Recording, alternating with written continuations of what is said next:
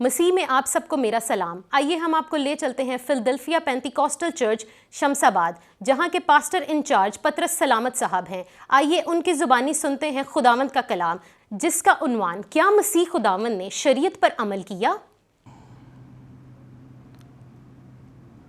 المسیح کے جلالی اور مبارک نام میں تمام دیکھنے اور سننے والوں کی خدمت میں سلام عرض کرتے ہیں۔ سب سے پہلے میں اس خدائے واحد کا شکر گزار ہوں جس کا تجربہ اور مکاشفہ میری زندگی میں خدا باپ، خدا بیٹے اور خدا روح القدس کی صورت میں موجود ہے۔ آج کی اس نشست میں ہم ایک اہم موضوع پر گفتگو کرنا چاہتے ہیں۔ چند دن پہلے اسلامی دنیا کے ایک نامور عالم نے ایک معروف میڈیا چینل پر گفتگو فرمائی اور مسیحی دین کے بارے میں چند سوالات اٹھائے۔ ان کا کہنا یہ تھا کہ مسیحوں نے شریعت سے یا توریت سے اپنے آپ کو الگ کر لیا ہے، اور دوسرا موقف جو انہوں نے کہا کہ سینٹ پال یا مقدس پولس رسول کے عہد میں یہ طے کیا گیا کہ موسوی شریعت منسوخ ہو چکی ہے، اور وہ یہ فرماتے ہیں کہ انجیل میں شریعت نہیں دی گئی، اور انہوں نے کہا کہ پولس رسول سے ایک تعلیمی غلطی ہوئی ہے۔ اور آج میں پیغام دینا چاہتا ہوں، کیا مسیحی بے شرع لوگ ہیں؟ میرے پیغام کا خاص مضمون ہوگا، ہم گفتگو کریں گے کہ کیا مسیحی بے شرع لوگ ہیں اور ہمارا دعویٰ اور موقف کیا ہے۔ سب سے پہلی بات جو میں اپنے دعوے کو پیش کرنا چاہتا ہوں، ہم تمام ادیان کے لیے خدا کی تعریف کرتے ہیں، ہم خدا کے سارے سچے نبیوں کو سلام پیش کرتے ہیں، ہم کسی دین کے بارے میں کچھ کہنا نہیں چاہتے، لیکن یہ ہمارا بنیادی حق ہے کہ ہم کتاب مقدس یعنی بائبل مقدس سچائی کی کتاب کو آپ کے سامنے پیش کریں۔ ہمارا موقف کیا ہے اس کے بارے میں؟ المسیح نے اپنی حیات مبارکہ میں شریعت کو منسوخ نہیں کیا، بلکہ شریعت کے تقاضے کو، شریعت کی ڈیمانڈ کو پورا کیا۔ اور دوسری بات، ہمارا موقف یہ بھی ہے کہ مقدس پولس رسول نے کبھی بھی اخلاقی شریعت یعنی احکام عشرہ خدائے قدوس کی طرف سے جو دیے گئے ان کو منسوخ کرنے کا، ان کے منسوخ ہونے کا دعویٰ نہیں فرمایا۔ اور تیسری بات میں بیان کرنا چاہتا ہوں کہ ہم مسیحی صاحب شریعت ہیں، ہم بے شرع لوگ نہیں ہیں۔ معترض حضرات جو اعتراض کرتے ہیں، ان کا مسئلہ کیا ہے؟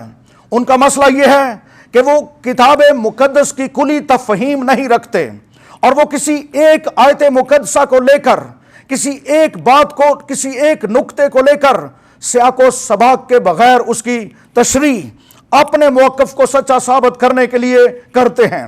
وہ جزیات کو لیتے ہیں، لیکن بائبل مقدس کی کلی تفہیم نہ رکھنے کے سبب سے وہ اپنے موقف کو غلطی کے ساتھ پیش کرتے ہیں۔ بلکہ میں یہ کہنا چاہتا ہوں کہ یہ سارے دعوے ایک تعلیمی غلطی ہے، اور آج میں کتاب مقدس میں سے یہ ثابت کروں گا کہ واقعی انہوں نے تعلیمی غلطی کی ہے۔ آئیے کتاب مقدس کو بڑے ادب اور احترام سے کھولا جاتا ہے۔ سب سے پہلی بات جو انہوں نے کہا کہ سینٹ پال نے کہا کہ شریعت منسوخ ہو گئی، سینٹ پال کا دعویٰ میں کتاب مقدس میں سے مقدس پولس رسول کی معرفت لکھا گیا خط پڑھنا چاہتا ہوں، تو انہوں نے رومیو کے نام لکھا، اور ہم اس کو پڑھیں گے۔ کتاب مقدس کو بڑے ادب اور احترام سے کھولا جاتا ہے۔ رومیو کے نام لکھا گیا مقدس پولس رسول کا خط، اور اس کا 3 باب اور اس کی 31ویں آیت کو پڑھا جاتا ہے۔ غور سے سنیے، مقدس پولس رسول روح القدس کی تحریک سے کیا فرماتے ہیں۔ انہوں نے یہ لکھا، پس کیا ہم شریعت کو ایمان سے باطل کرتے ہیں؟ ہرگز نہیں، بلکہ شریعت کو قائم رکھتے ہیں۔ یہ مقدس پولس رسول کا وہ بیان ہے جو اس نے روح القدس کی تحریک سے رقم کیا، اور یہ خدائے قدوس کا الہام ہے۔ انہوں نے کہا کہ ہم شریعت کو باطل نہیں کرتے، اور نہ شریعت منسوخ ہوئی ہے، شریعت کو ہم قائم کرتے ہیں۔ سمجھنے والوں کو سمجھنا چاہیے۔ آج میں اپنی بات کی ابتدا بڑی بنیادی باتوں سے کرنا چاہتا ہوں۔ بنیادی باتوں کو سمجھیے۔ شریعت کی بات کو سمجھنے کے لیے ہمیں پوری انسانی تاریخ کے 3 ادوار پر غور کرنا ہوگا۔ پوری انسانی تاریخ، کائنات کی معلومہ تاریخ، اگر ہم اس پر گفتگو کریں تو 3 ادوار انتہائی اہم ہیں۔ پہلا دور آدم سے لے کر موسیٰ تک، ہمارے جد امجد آدم سے لے کر موسیٰ تک، یہ ایک خاص دور ہے جب انسانوں کے پاس تحریری مواد کی صورت میں، تحریری شریعت کی صورت میں کچھ بھی موجود نہیں تھا۔ لیکن میں بیان کرنا چاہتا ہوں، اس کے باوجود ہم ان کو بے شرع لوگ نہیں کہیں گے۔ اس کے باوجود وہ اپنے اندر ایک شریعت رکھتے تھے۔ جب ہم کتاب مقدس کو پڑھتے ہیں تو بائبل مقدس کا لسانی بیان یہ ہے کہ کیونکہ شریعت کے دیے جانے تک دنیا میں گناہ تو تھا، مگر جہاں شریعت نہیں وہاں گناہ محسوب نہیں ہوتا۔ اس دور میں بھی یاد رہے خدا کی محبت اور رحم بنی نوع انسان کو میسر رہی، اور خدا نے اس دور میں بھی مقدس لوگوں سے عہد باندھے۔ میں بالخصوص 2 انبیاء کرام کا ذکر کرنا چاہتا ہوں، بڑے احترام کے ساتھ نوح کا ذکر کرنا چاہتا ہوں۔ کیا نوح راست باز نہیں تھا؟ اس دور میں بھی خدا کے حکموں کو وہ لوگ جانتے تھے، ان کے پاس ایک شریعت موجود تھی۔ ایمانداروں کے باپ ابراہم کا ذکر کرنا چاہتا ہوں، اس کے پاس بھی وہ بھی خدا کے حکموں کا متمنی تھا اور اس کے پاس بھی شریعت موجود تھی۔ اور میں بتانا چاہتا ہوں کہ اس دور میں انسانوں کے پاس ضمیر کی شریعت تھی۔ ضمیر کی شریعت، وہ وقت ضرورت خدا قدوس خود مداخلت کرتا اور رہنمائی فرماتا تھا، اور ان کو ان کے دلوں میں ڈالتا تھا، ان کے ضمیر میں، ان کے ذہنوں میں ڈالتا تھا کہ کیا صحیح ہے اور کیا غلط، باوجود اس کے کہ ان کے پاس کوئی تحریری شریعت موجود نہیں تھی۔ اور کتاب مقدس خدا کا کلام یہ فرماتا ہے کہ آدمی کا ضمیر خدا کا چراغ ہے۔ سو اس پہلے دور میں بھی شریعت موجود تھی۔ دوسرے دور کا ذکر کرنا چاہتا ہوں، صاحب شریعت نبی مرد خدا موسیٰ، جس کو تحریری شکل میں نبوت دی گئی، شریعت دی گئی، اور اس کو ہم موسوی شریعت کا دور کہتے ہیں۔ اور پھر یہ دور، تیسرا دور، المسیح کی آمد، اس کے تجسم سے شروع ہوتا ہے اور یہ دنیا کے آخر تک موجود رہے گا۔ موسوی شریعت کے بعد تیسرا دور مسیح کی شریعت کا دور ہم اس کو کہتے ہیں۔ موسیٰ کو دی گئی شریعت کو کامل کرنے کا دور، موسیٰ کی دی گئی شریعت کو کامل کرنے کا دور۔ اور میں بڑی حلیمی کے ساتھ، عاجزی کے ساتھ اپنے تمام دیکھنے اور سننے والوں کو خاص باتیں بتانا چاہتا ہوں، غور سے سنیے۔ موسوی شریعت کے بارے میں چند حقائق کو سمجھ لیجئے تاکہ آپ کی غلط فہمی دور ہو جائے۔ پہلی بات موسوی شریعت کے بارے میں، موسیٰ کی معرفت جو شریعت دی گئی، یہ ایک مکمل نظام تھا، ایک مکمل نظام ہے، اور اس کو مکمل نظام کے طور پر دیا گیا۔ اس کے بعد اس میں کچھ بھی گھٹایا یا بڑھایا نہیں گیا۔ کوئی مت یہ کہے کہ موسیٰ کی شریعت میں کچھ گھٹا دیا گیا، بڑھا دیا گیا۔ دوسری بات، شریعت کو واحد اور مکمل نظام جان کر اس پر پورے طور پر عمل کرنا ضروری تھا۔ اس کے ایک حکم کو توڑنے کا مطلب ساری شریعت کو توڑنا تھا۔ بائبل مقدس جو خدا کا لاختہ کلام ہے، اس میں لکھا ہے کیونکہ جس نے ساری شریعت پر عمل کیا اور ایک ہی بات میں خطا کی، وہ سب باتوں میں قصوروار ٹھہرا۔ تیسری بات، موسیٰ کی شریعت کے بارے میں غور کیجئے۔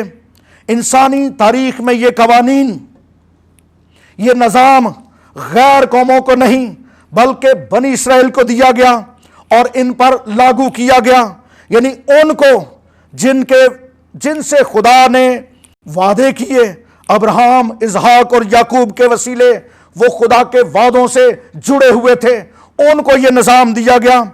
اور اگلی بات، قوم بنی اسرائیل راست بازی کے اس معیار کو پورا نہ کر سکے، جس کا تقاضا شریعت کرتی تھی، اور شریعت کے دیے جانے کا ہرگز مقصد اور مطلب یہ نہ تھا کہ لوگ گناہ سے ابدی چھٹکارا پا لیں گے۔ شریعت صرف گناہ کی پہچان کرواتی ہے، لیکن کوئی سوال اٹھائے گا کہ کیا اس دور کے لوگ پھر نجات نہیں پائیں گے؟ جواب یہ ہے جی ہاں، نجات پائیں گے، لیکن شریعت کے اعمال پر کوئی شخص نجات نہیں پا سکتا، کیونکہ وہ پورے طور پر شریعت کے حکموں پر عمل کرنے کے قابل نہیں تھے۔ اس لیے خدا قدوس جو حاکم کل ہے، جو حکمت کل ہے، وہ جانتا ہے، اور اس نے اس دور میں بھی اپنے رحم اور محبت کو ظاہر فرمایا۔ اس کا رحم اور محبت زندگیوں کے اندر موجزن رہا، اور اس نے شریعت کے ایک جزوی حصہ میں انسان کے لیے، قوم بنی اسرائیل کے لیے عارضی طور پر قربانیوں کا نظام مقرر کر دیا، کیونکہ خدا جانتا تھا کہ انسان کلی طور پر حکموں کی تابعداری اور تکمیل کرنے کے قابل نہیں ہے، اس سے گناہ سرزد ہوگا، اور عارضی اور وقتی طور پر جب ان سے کوئی گناہ سرزد ہو جاتا، وہ گناہ کرتے تھے، تو خدا قدوس نے یہ اہتمام فرمایا کہ وہ ایک برہ لیتے، ایک بکرا لیتے، اور اس کو قربان کر کے خطا کی قربانی گزرانتے تھے، اور خدا قدوس اپنی محبت اور رحم کے سبب سے ان کو معاف کرتا تھا۔ قربانیاں، شریعت، موسوی شریعت میں قربانیاں خدا کی طرف سے محبت، رحم اور معافی کی ایک بڑی تصویر کو پیش کرتی ہیں۔ اور اگلی بات، شریعت کا مقصد بتدریج انسان کو سچے دل سے خدا کی تابعداری کی طرف مائل کرنا تھا۔ چند خاص باتیں آپ کے گوش گزار کیے دیتا ہوں۔ شریعت گناہ کی پہچان کے لیے دی گئی۔ نمبر 2، شریعت کا مقصد یہ تھا کہ انسان کو یہ سمجھ بخشی جائے کہ وہ اپنی انسانی کوشش سے گناہ سے چھٹکارا نہیں پا سکتا، وہ انسانی کوشش سے گناہ سے معافی حاصل نہیں کر سکتا۔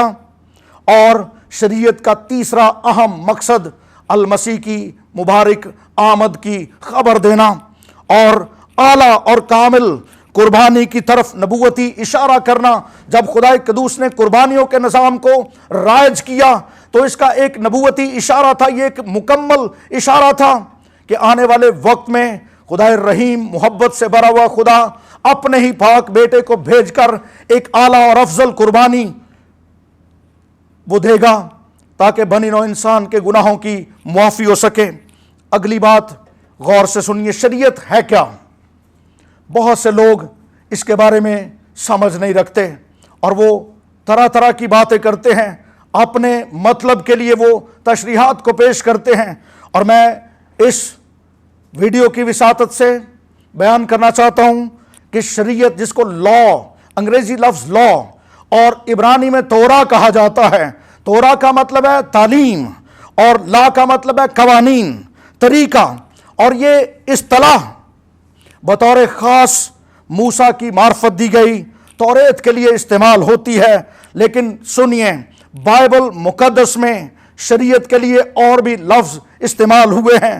کتاب مقدس میں خدا کی شریعت، خداوند کی شریعت، محبت کی شریعت، گناہ کی شریعت، زندگی کے روح کی شریعت، موت کی شریعت اور راست بازی کا ذکر کی شریعت کا بھی ذکر موجود ہے۔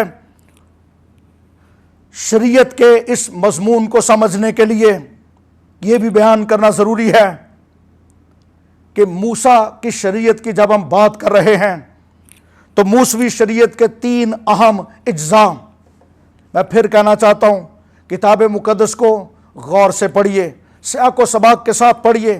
اگر آپ پوری توریت کو دھیان سے پڑھتے ہیں، غور سے پڑھتے ہیں، آپ کو پتہ چلے گا کہ جو شریعت موسیٰ کو دی گئی تھی اس کے اندر 3 اہم جزیات تھیں۔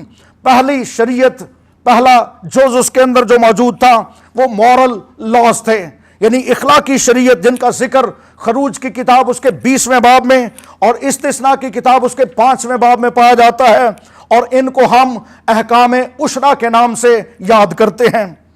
یہ 10 احکام ہیں، یہ خدا کی شریعت کے بنیادی اصول ہیں جن کو کوئی تبدیل نہیں کر سکتا اور نہ کبھی کیے گئے اور نہ کیے جا سکتے ہیں۔ پہلی تختی پر لکھے گئے 4 قوانین انسان کے لیے خدا سے متعلق فرائض تھے، اور دوسری تختی پر لکھے گئے 6 قوانین انسان سے انسان کے متعلق فرائض کو بیان کرتے ہیں۔